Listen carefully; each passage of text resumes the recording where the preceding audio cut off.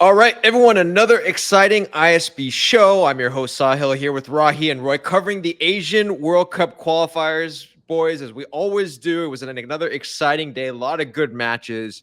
Let's get into it. Let's start with the match of the day, so to speak, which everyone thought would be the match of the day. It turned out instead it was a match of own goals, and I'm talking about Japan, Australia, boys. That tricky striker who pops up every once in a while was the leading scorer on this game. Scored for both teams, Mr. Own Goal, Roy. And both What a player. terrible own goals. Terrible own goals. What a player. Mr. Own Goal. What team does he play for? I don't even know. But Just pops up. Sometimes he plays for different teams. You never really know. But these were some terrible mistakes, both these goals, in my opinion. It was wild. It was wild because I felt like Japan was dominating this match across the board, and then Mr. Tonaguchi, I believe, was the one who. What an own goal, Roy! I mean, my goodness, like it was so strange. Like, there's no need to do that. it was awful. It was absolutely terrible. A shock mistake from an otherwise excellent player. So that was surprising. But the fun fact here is, do you guys know how many games it's been since Japan has conceded a goal? I did not know they have gone this long. They've gone 9 games, guys. 9 games where they have not conceded a goal. And that continues today because they scored on themselves. They did not concede a goal to an opponent. They scored on themselves. So it's 10 games, boys. Yeah, Rest that's true. Japan on 10 games, double digits. Excellent. But yeah, sad performance from, let's be honest, Australia did not look good. They looked like they were going to get ran off that field 5-0 the way they performed, but they somehow squeaked in that little weird own goal, and they held on. They held on for their lives, and it's pretty unbelievable that they got away with the tie. Big result. They got their mojo back. Mr. Popovich, apparently in training, it's much more serious, less lighthearted. So maybe that's the change. Maybe it made a difference. Whatever it is, Australia has their mojo back. I mean, they didn't look good, but it's a big, big result. Away in Japan, Saitama Stadium, it's a big point. Huge.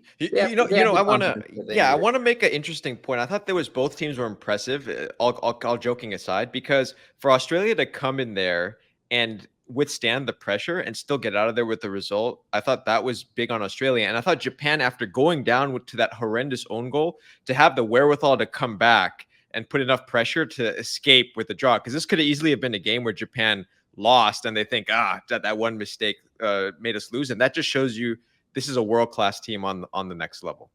I mean, those wingers down the wing, they're just so dangerous, and they were unfortunate. They were the better team.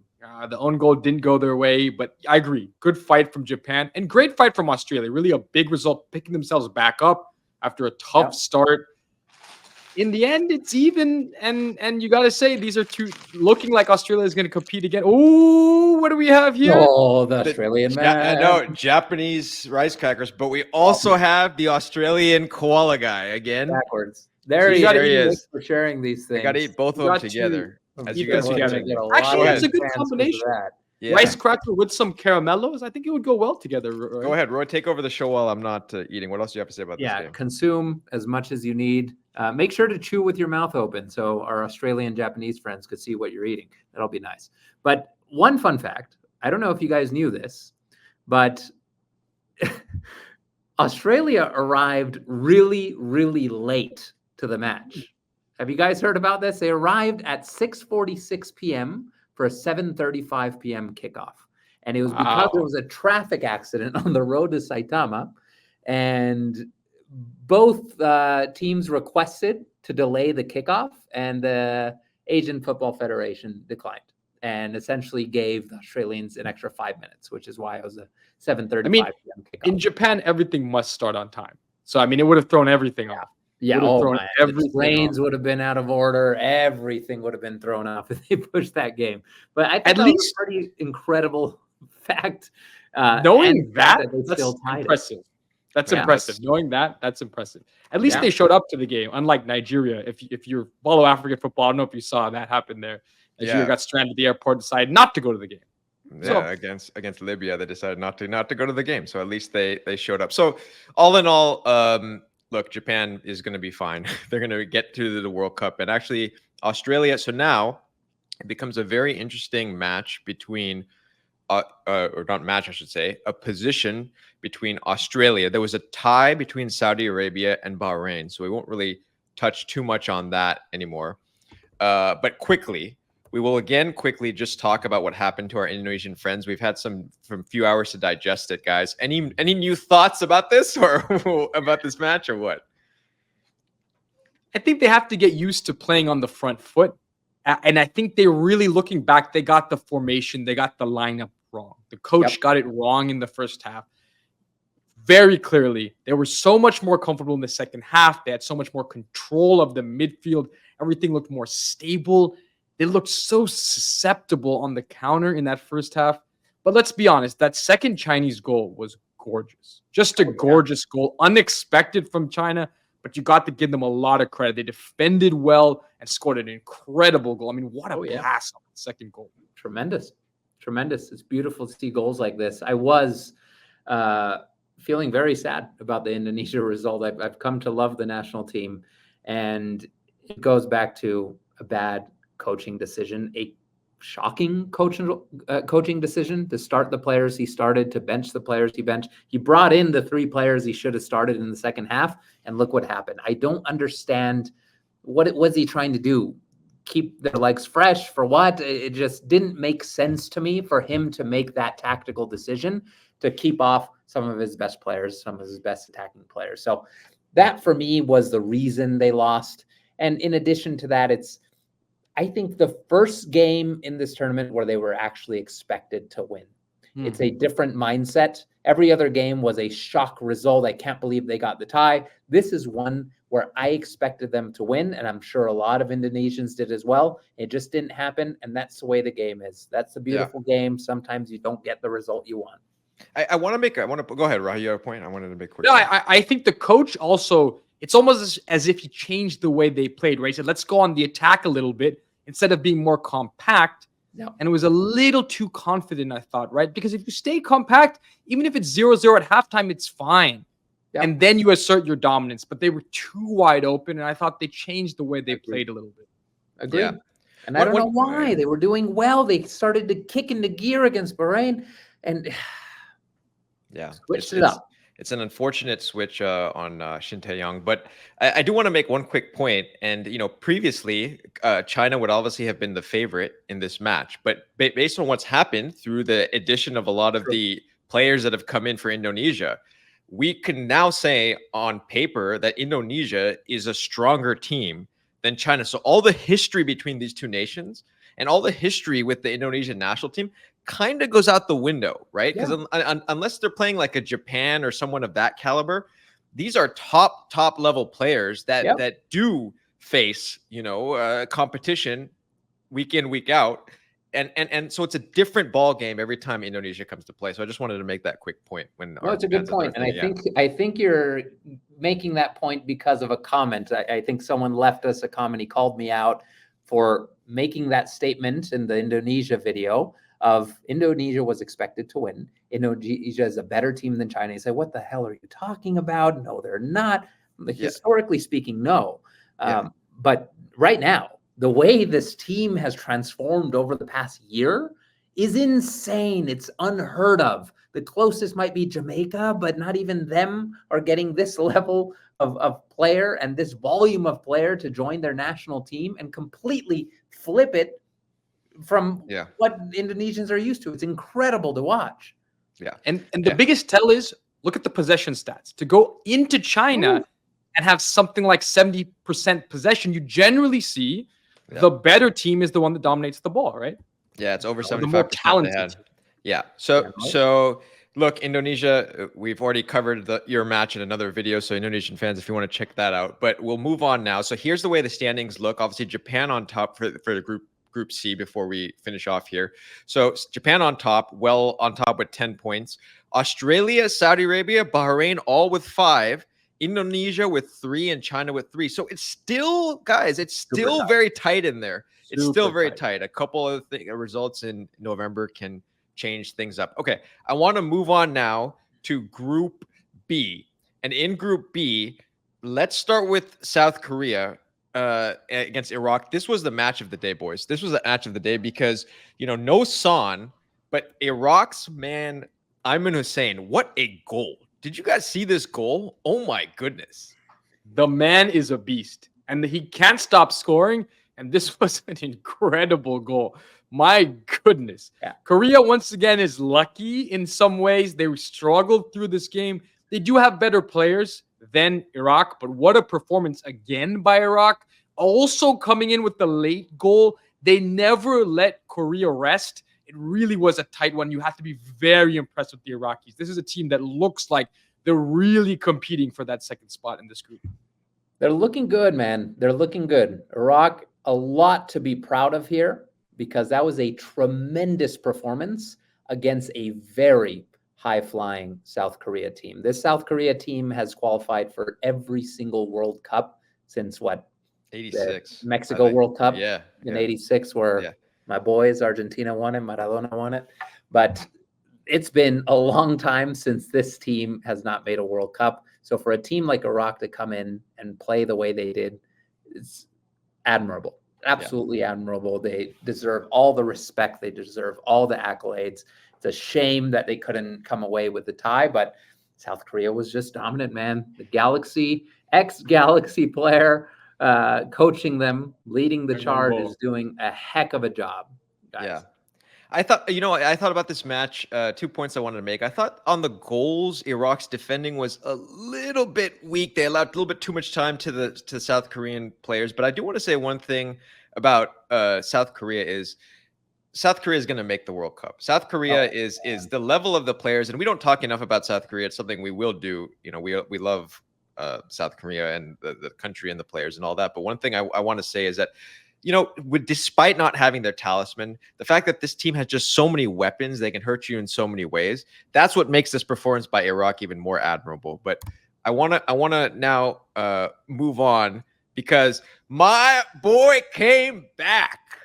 Who is your Mr. boy? Yazid Al-Naimat coming through. Al-Naimat.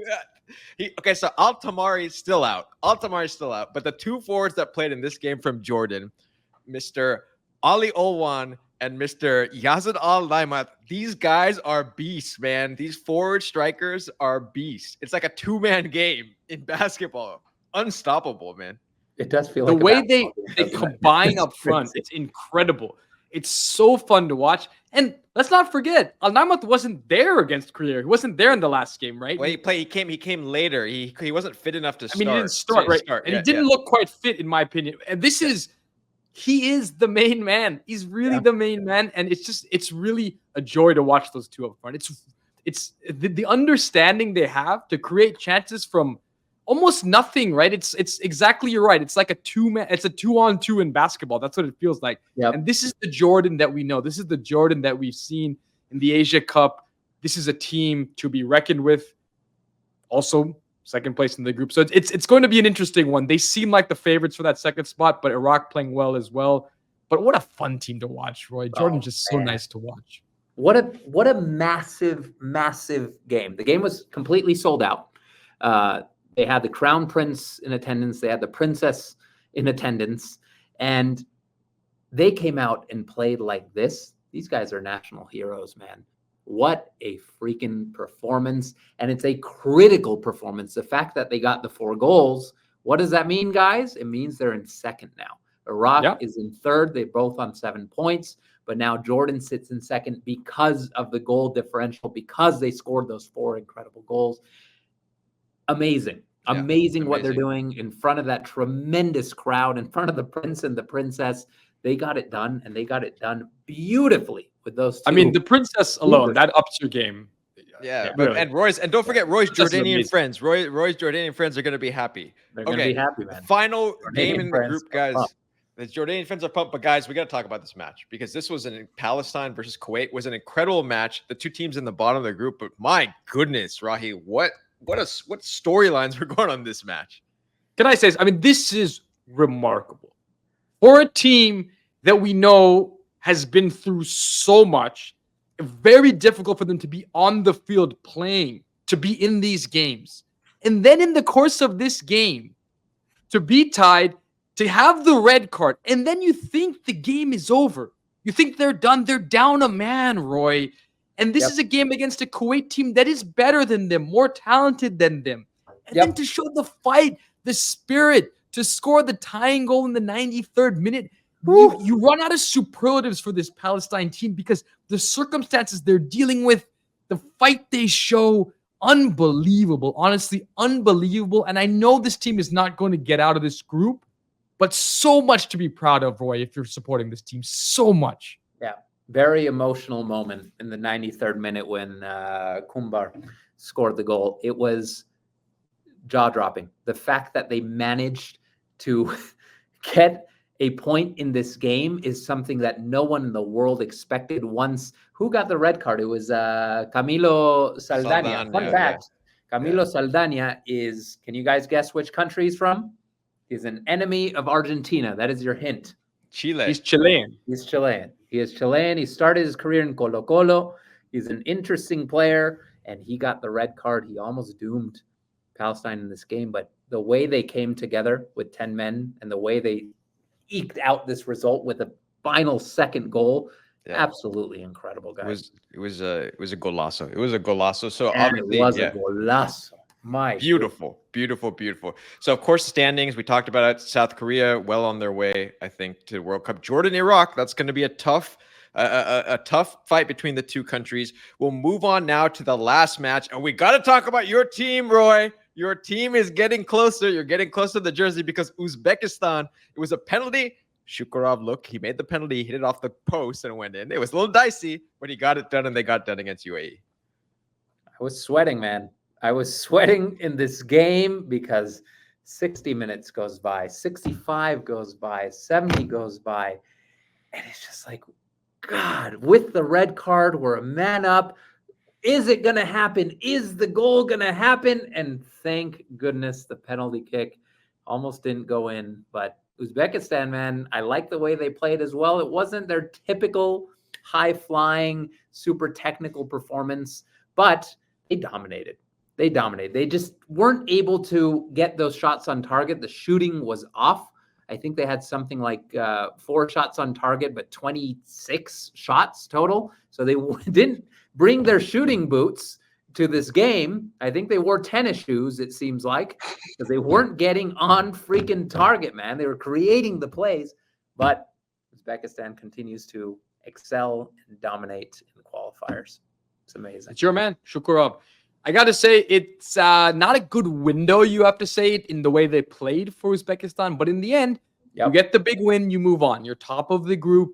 This is how good teams take care of business. Professional, not good performances. But in the end, they're another step closer to the World Cup, Roy. And another step closer to you buying the jersey. Come on, man. I got to buy the jersey. I also want to buy an Indonesia jersey, man. So I'm going to be spending a lot of money. I'm going to wait for that paycheck. I'm going to get an extra job, and I'm going to buy both of them. That's what I'm going to do. Yeah. So, you got to you said something. I want to fact check this. You said Uzbekistan is top of the group. I don't think they are.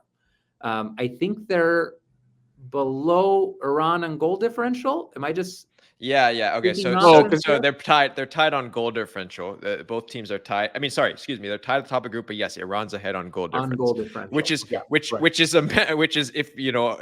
where we can finish it off because Qatar got hammered after going a goal up against Iran and got hammered. And Qatar, we had to have a whole video on Qatar. Let's do that, guys. A separate video on what's going on with their campaign. Yeah. But disaster. Luckily, they're still in that running in that 4th spot because, congratulations to Kyrgyzstan, by the way, for getting your first victory over North Korea. But amazing. But I would say Uzbekistan and Iran are in control in this group right now. Qatar's going to have a strong second half because otherwise things are heading in the wrong direction. Yeah, and Iran, you have to talk about what a window because they're basically a VAR decision away from a very impressive 6-point window. I mean, they're very unfortunate, I think, that the penalty got overturned against Uzbekistan. And in the end, now they're top of the group. Sorry, Roy, you're right, because of the goal difference. But it's very impressive. I mean, they're coming on strong. Now, we saw maybe concerns early on in this qualifying, but Iran looks very good. And it's business as usual, a team that we know is traditionally strong. They're always good. They're always a good team, man. So right. I think overall, guys, here's our summaries. One is there's a lot of jerseys that Roy is going to have to be ordering pretty soon because some of these underdog teams are performing well above their level. I mean, Uzbekistan has had some good youth players for a while, and they've been so close to getting to the World Cup. Are they going to get there? Are they going to get there?